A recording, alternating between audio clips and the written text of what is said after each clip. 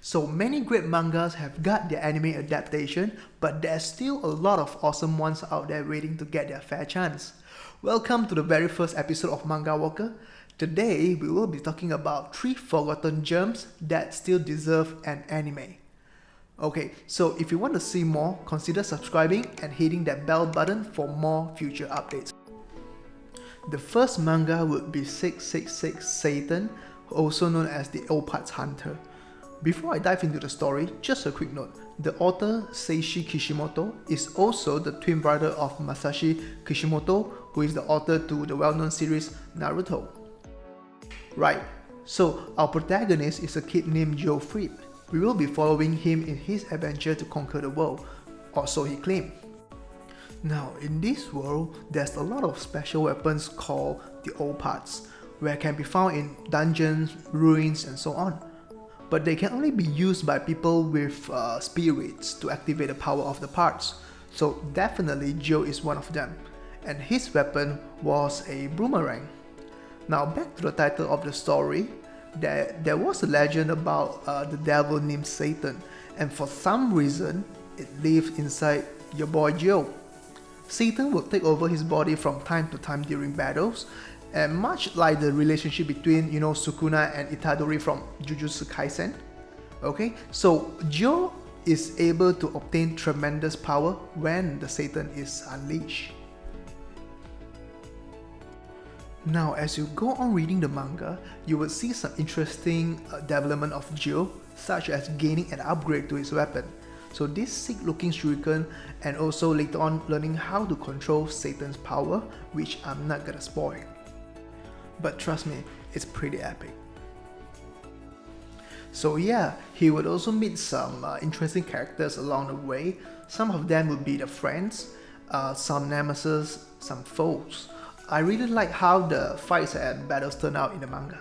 They are pretty epic. You get to see some gigantic monsters, some angels, some demons, and most importantly, you get to see the growth and development of Joe himself. All in all, I'm giving it a decent rating of 7 out of 10, considering the fact that it is a manga that came out in the year 2001. If you're looking for some classic adventure manga, this will be the one for you. Next on the list, we have Siren by Toshiaki Iwashiro.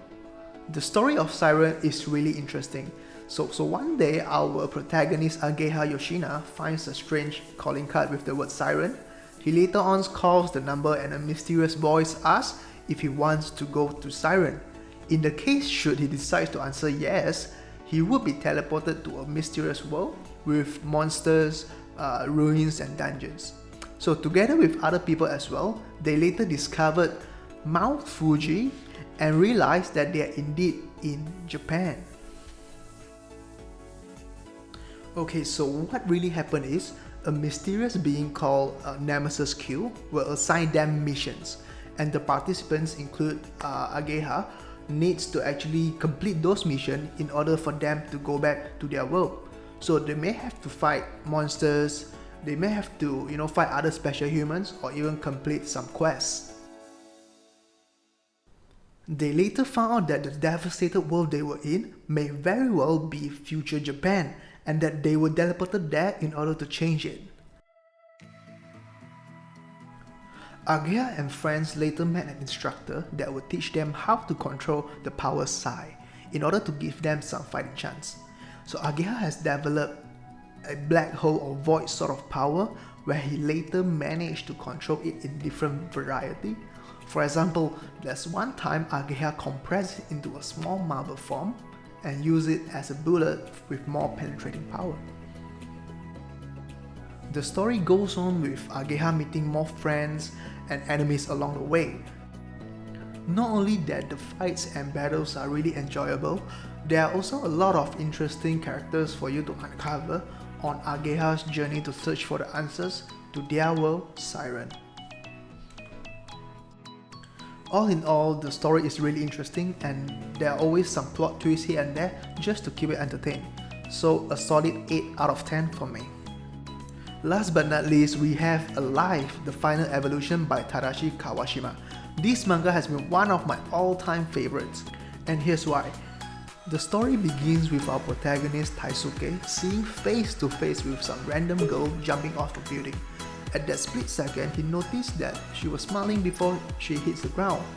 From the news later on, he understands that suicides are happening all across the world. A mysterious guy he met later on the street explained further. A suicide virus is spreading and those who are infected will have the urge to kill themselves. However, those who are infected but do not have the urge to do so are evolved beings and they will develop special powers, such as his. Taisuke will then go on to find out the real answers behind this so-called suicide virus, and he will also meet people with special powers. The first companion he met would be a kid, Yuta, with the power to create an invisible space to isolate things or peoples. And it also leads to Taisuke finding himself of having a power of heat or fire, but of course, it is not as simple as it seems to be. The second companion of Taisuke would be Nami, a girl with the power of ice. So together with Nami and Yuta, they step on a journey to find answers. They met many interesting power users. There's one that can control the wind to use it to his advantage. There's also an old guy that could see into your past and future, and also one with a Shinigami with him. If you make a promise with him and break it, the Shinigami will go on to take your life. The battles and fights are well drawn, most of the time they are creatively illustrated. However, the things that draw me the most into the story are indeed the normal life of their road trip, the fun and goofy time that they spend together. So the characters in Alive are very well developed. The backstories, characters' relationship, really well portrayed by the authors, and they are all unique in their own way. The plot development itself is definitely top-notch, with readers constantly wanting to find out more. So to me, Alive, I'm giving it a 9 out of 10. I highly recommend for you to start reading the manga because I'm sure you will be in for a big surprise when you find out the truth of the whole suicide virus. So yeah, I hope you like the 3 manga I suggested. In the comments below, let me know if you agree with my ratings for that. Finally, if you like my content, please consider like and subscribe, and also to click on the bell button for more future updates. Thanks for watching.